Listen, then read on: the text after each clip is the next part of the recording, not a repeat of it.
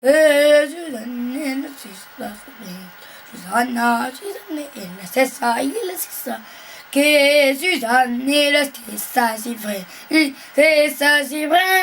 les troubles de la communication chez l'enfant, la dysphonie, c'est probablement le trouble le plus fréquent. Une neurosité vocale existe chez 6 à 38% de la population en France, âgée de 2 à 16 ans, en gros. Et avec une prédominance chez le garçon, environ 60% de garçons et 40% de filles, en gros. Alors, c'est vraiment à la demande d'un enseignant ou d'un professeur de chant ou d'un proche ou des parents que l'enfant est amené à consulter. La demande vient rarement de l'enfant lui-même, évidemment. À la différence des adultes, les enfants sont adressés chez le spécialiste, chez l'ORL par exemple, lorsque l'altération vocale, du geste vocal en tout cas, a déjà engendré des lésions. Et très souvent, l'ORL est préoccupé, et parfois de manière très excessive, par l'aspect purement anatomique des cordes vocales de l'enfant. Alors, le traitement rééducatif, eh bien, il demeure la plupart du temps le seul traitement approprié. Cependant, ce traitement rééducatif n'est guère possible avant l'âge de 6 ans. Une condition essentielle à la réussite de la rééducation vocale, c'est la motivation. Est-ce que l'enfant est réellement motivé? Voilà. Et cela implique qu'il comprenne réellement ce à quoi l'engage un tel traitement rééducatif. Établir la réalité de cette motivation n'est pas très simple, n'est pas si simple. Lorsqu'on interroge l'enfant au sujet de sa voix, eh bien, il redoute souvent une sanction thérapeutique particulière ou désagréable s'il reconnaît que sa voix ne va pas tout à fait bien. Il ira en rééducation, par exemple, au lieu d'aller jouer au foot. Ou encore, il devra arrêter de jouer avec ses copains ou telle activité qui l'oblige à crier. Et peut-être même qu'on va lui enfoncer un truc dans la gorge, ou peut-être même qu'on va l'opérer. On va faire des piqûres, alors, vous voyez. Eh bien, tout l'art du rééducateur est d'obtenir de l'enfant qu'il puisse exprimer ses réels sentiments au sujet de sa voix. Qu'il sente qu'on a réellement envie de l'aider et qu'on ne lui imposera pas quelque chose sans qu'il soit d'accord. Malgré souvent l'insistance des parents d'ailleurs. La motivation des parents, justement, la motivation des parents, des enseignants et même celle des médecins ne peut en aucun cas remplacer la motivation de l'enfant. La motivation vraie de l'enfant est réellement indispensable à la prise en charge thérapeutique. Alors, quelles sont les plaintes de l'enfant? Parce que quand je parle, ça me fait mal un petit peu à la gorge, un petit peu mal. Ça fait un peu mal, mais sinon le fait que la voix soit un peu grave, un peu rauque, ça t'embête ou pas plus que ça? Non, j'aime bien. T'aimes bien plutôt? J'aime pas trop quand ça fait mal. Quand ça fait mal. Mais sinon le fait qu'elle soit un petit peu rauque, ça me dérange. Ça te dérange pas du tout même? Suite au conservatoire, à la demande de ma professeure de chant, je suis revenue vous voir. D'accord. Donc toi en fait tu ne te plaignais pas de grand chose toi-même, tu ne serais pas venu voir de toi-même quoi. Non. C'est sur les conseils de ton professeur de chant. Oui. Et tu avais vu un médecin, je sais plus, docteur. Oui, un médecin m'avait dit qu'en fait, si on ne soignait pas avant que je mue, on devrait m'opérer des cordes vocales. Donc tu es là sous la menace.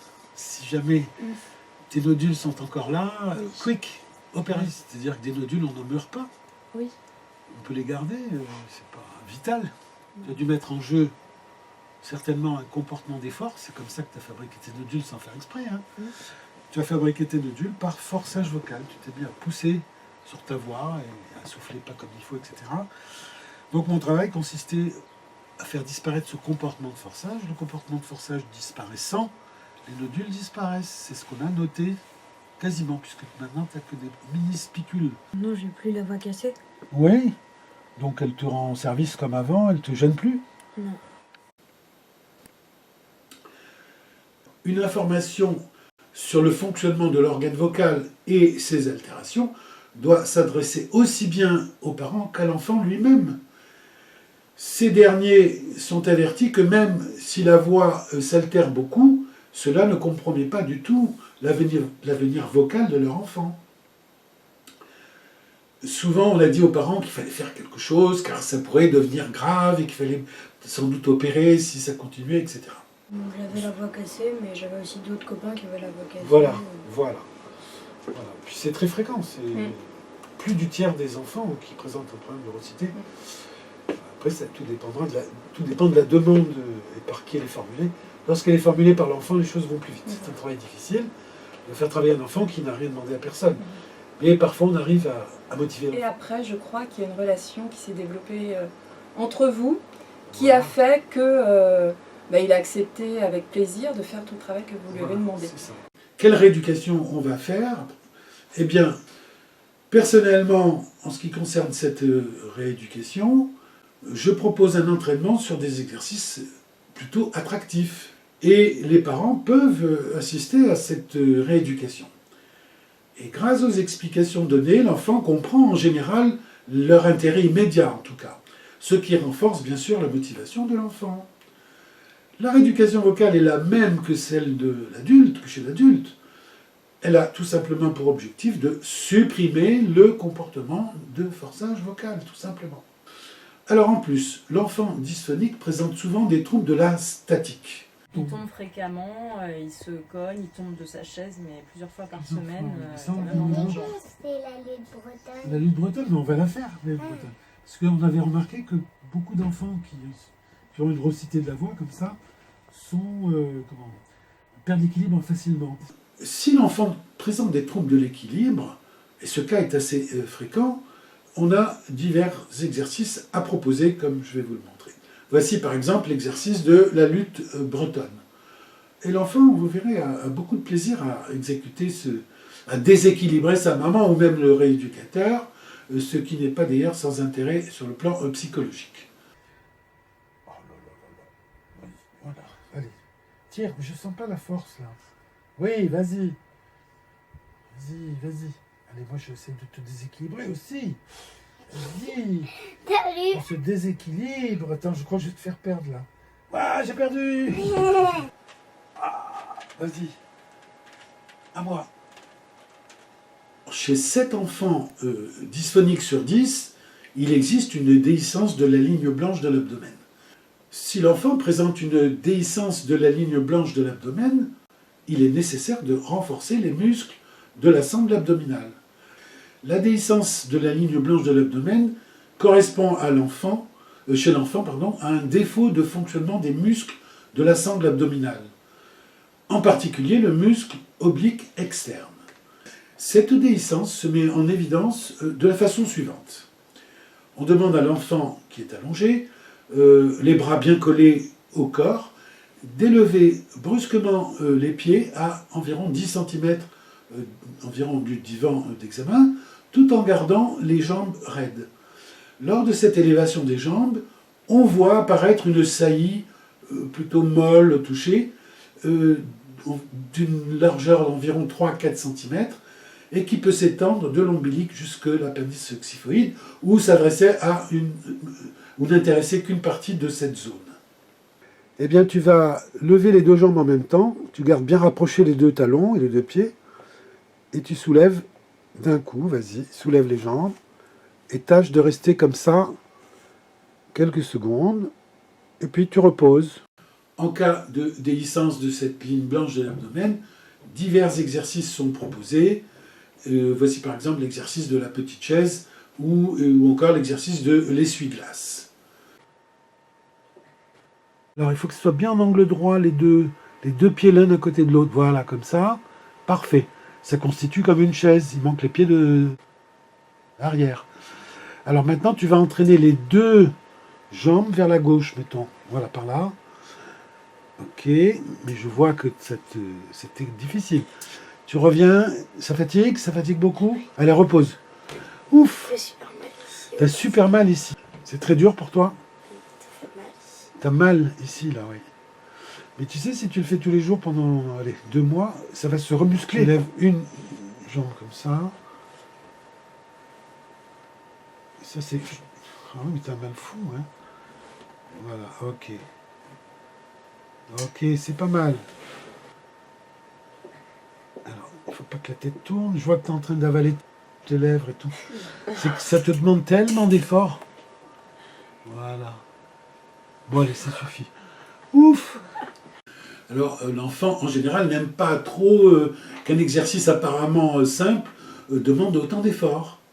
Et cela l'incite, en général, à pratiquer quotidiennement les exercices de renforcement de la musculature abdominale, en particulier les muscles obliques et transverses, sans qu'on ait besoin de le prier.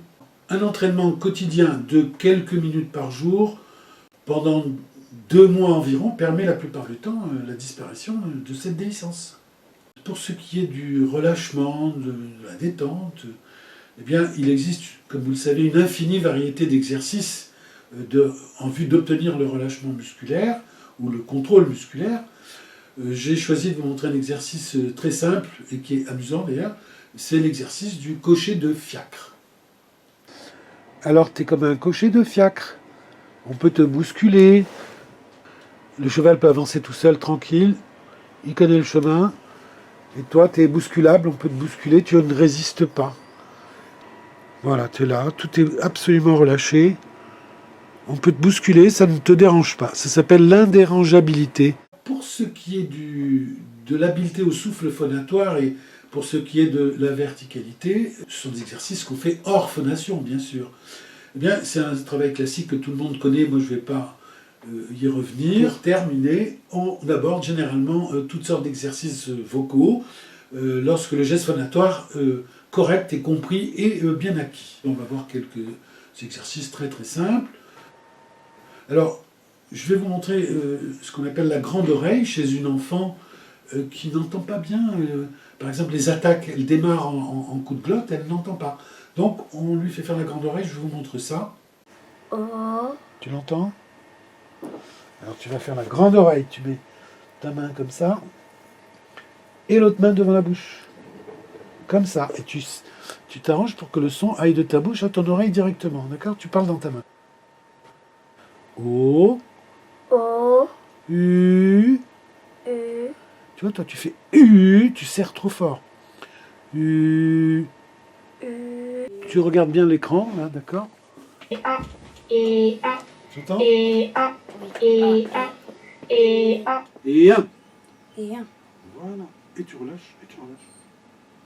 Et 2. et deux, Tu relâches. Et 3. et trois, Et 4. et quatre. Voilà. Est-ce que tu sens que ça va bien ? Est-ce que tu sens maintenant qu'il n'y a plus de serrage, plus de coups de glotte ? Voilà. C'est déjà pas mal du tout. Hein ? L'enfant, vous voyez là, est bien content de pouvoir désormais compter comme ça, donner des ordres, compter à voix haute, sans coup de glotte. Vous voyez ? On a parfois intérêt à aborder les exercices vocaux assez rapidement. Même si le geste vocal et le timbre vocal sont encore un peu défectueux, parce qu'en effet, l'enfant risque de se vite lasser par l'entraînement hors phonation. Et l'écoute de l'enregistrement de sa voix est très très bénéfique pour une bonne compréhension des mécanismes fautifs. Mi, mi, mi, mi, do, do, si, la, la, fa, fa, si.